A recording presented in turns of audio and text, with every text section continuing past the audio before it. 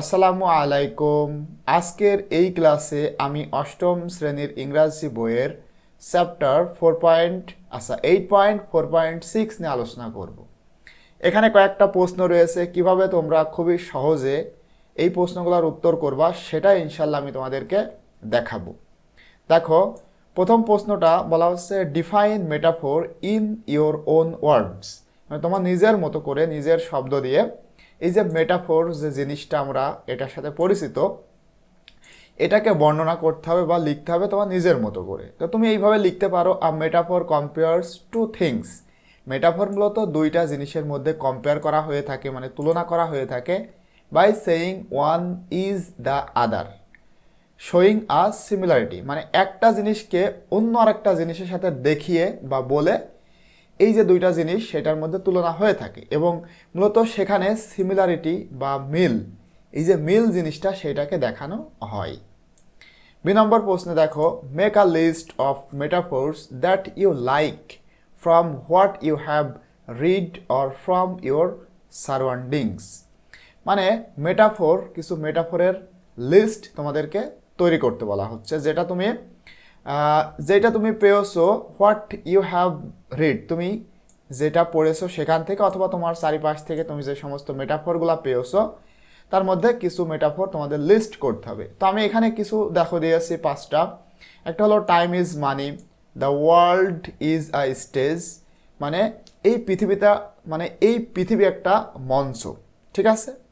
R a heart of gold, blanket of snow, life is a journey. এগুলোর সাথে তোমরা পরিচিত আসো, ঠিক আছে। এই জন্য এত আর ভেঙে চুরে না বললেও তোমরা আশা করি বুঝতে পারবে।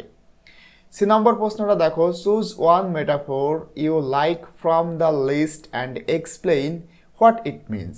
তুমি এই যে এতগুলা মেটাফোর এখানে তুমি লিখেছো, ঠিক আছে, খুবই ভালো, চমৎকার। এখন বলা হচ্ছে এর মধ্যে থেকে তুমি একটা পছন্দ করো।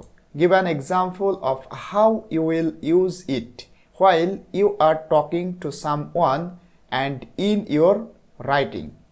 এরপরে একটা, মানে কিভাবে তুমি এই যে মেটাফোর সেটা ইউজ করো তার একটা এক্সাম্পল তোমাদেরকে লিখতে হবে। হোয়াইল ইউ আর টকিং, যখন তুমি কথা বলো কারোর সাথে এবং যখন তুমি কোনো কিছু লিখো সেই সময় কিভাবে তুমি এই মেটাফোরটা ইউজ করো বা করবা সেটা তোমাদের উদাহরণ দিয়ে লিখতে হবে। তো আমি এখান থেকে দেখো এই যে হার্ট অফ গোল্ড এইটা নিয়েছি। হার্ট অফ গোল্ড একটা মেটাফোর, এটার অর্থ হচ্ছে অর্থ a very kind and generous person, দয়া এবং উদার মনের মানুষ, এটার অর্থ। এক্সাম্পল দেখো, she has a heart of gold, মানে সে উদার মনের মানুষ। She is always helping others, কারণ সে সর্বদাই অন্যদেরকে সাহায্য করে। এইভাবে করে তোমরা এর মধ্যে থেকে যে কোনো একটি কিন্তু লিখতে পারো। ফাইনালি দেখো, একেবারে লাস্ট পর্যায়ে 2 নম্বর প্রশ্নে বলা হচ্ছে explain how the use of metaphor makes your writing an improved piece of writing. বলা হচ্ছে ব্যাখ্যা করো যে how the use of metaphor, কীভাবে এই মেটাফোরের ব্যবহার তোমার যে লেখা এইটাকে পিস অফ রাইটিং হিসেবে তৈরি করবে, মানে কিভাবে একটা সুন্দর লেখা ইমপ্রুভ করবে বা তৈরি করবে সেইটা তোমাদেরকে এক্সপ্লেইন করতে হবে। তো এখানে কিন্তু আমরা আমাদের মতো করে লিখতে পারি। আমি তোমাদের জন্য সুন্দর করে লিখেছি, দেখো, metaphors make writing more interesting and help readers visualise better.